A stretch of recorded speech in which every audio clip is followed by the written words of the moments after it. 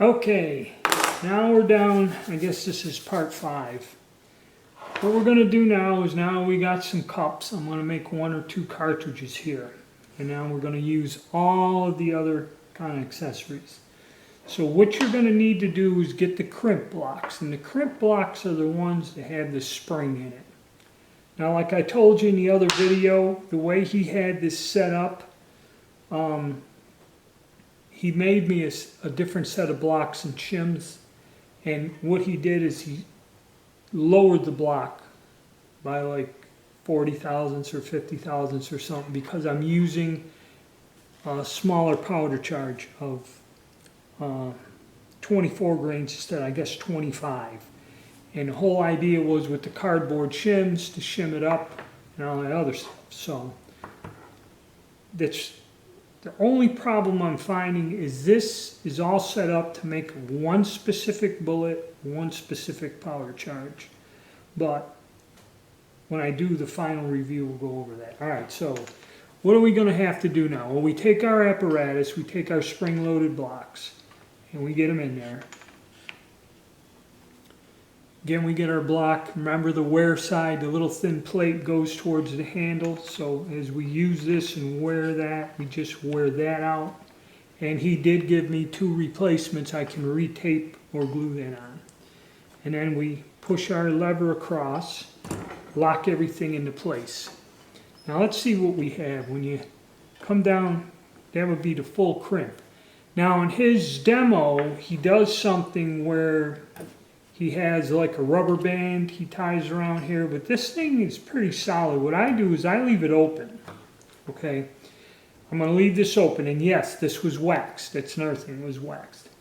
I'm going to take a cartridge, or case, whatever you wish to call it, and I'm going to just tamp that down all the way down to the bottom, and leave it open like that. Then we flip over our little powder funnel. I have a pre-measured charge of powder.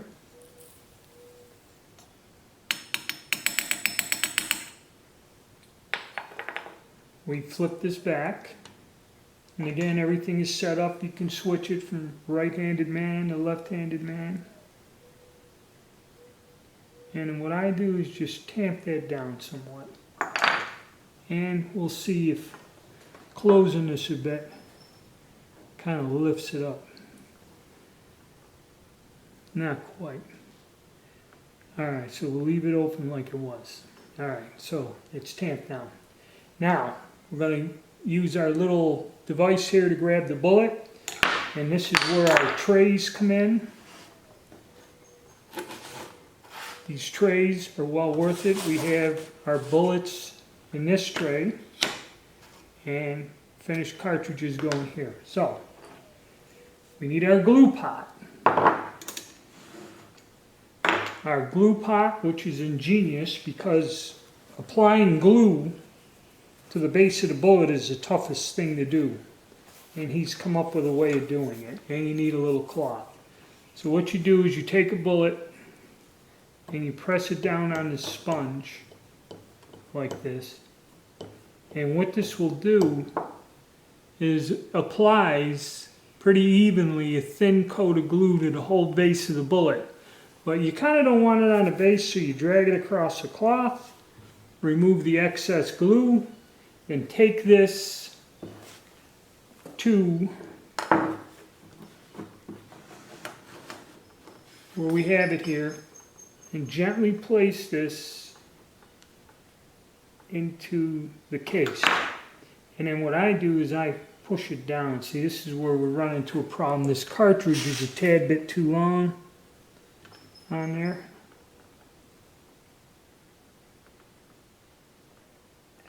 That ain't gonna go good. That got caught on the edge.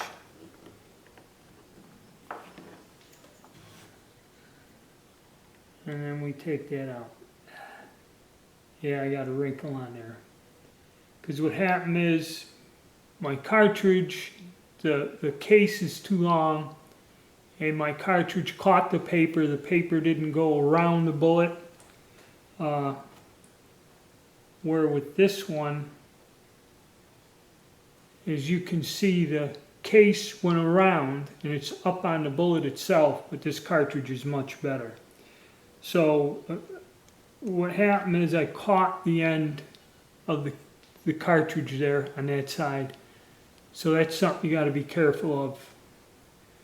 So let me try another. I'll set this in. And what I'm going to do this time, it's going to be different, is I'm going to back this off, leaving a gap, and give this a ton of room. I shouldn't have squeezed that down. So there, that's down in there. Let me take a dry bullet, just to make sure. Yes. Okay. This is the thing, you got to make sure you don't push down or twist or crimp it too much. So again, there's a learning curve here.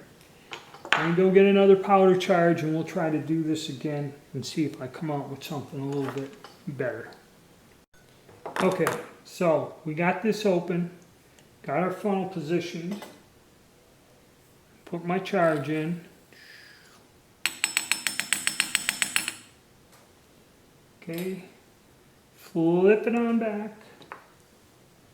I'm going to very gently, carefully kind of tamp my powder charge down, try to fold out any dents.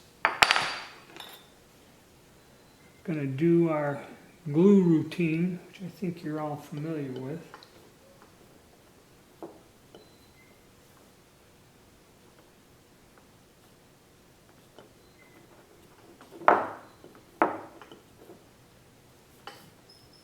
My base cleared.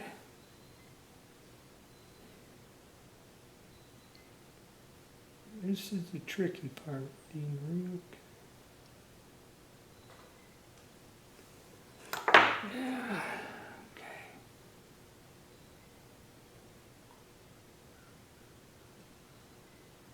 And I'm catching the paper again.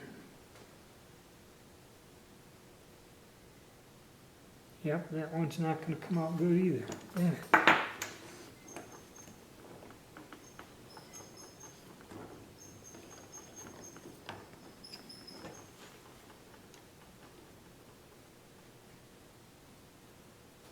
Yeah, a little bit of folding.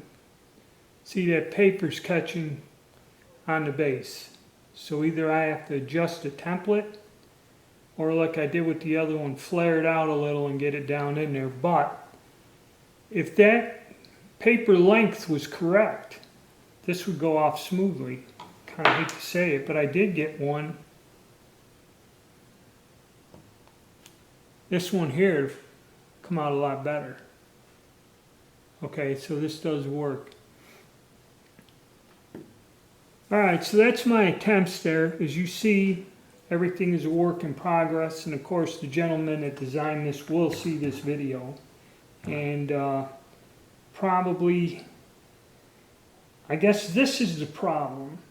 Everything he set up should work perfect, but we have to adjust the length of the template. It'd be,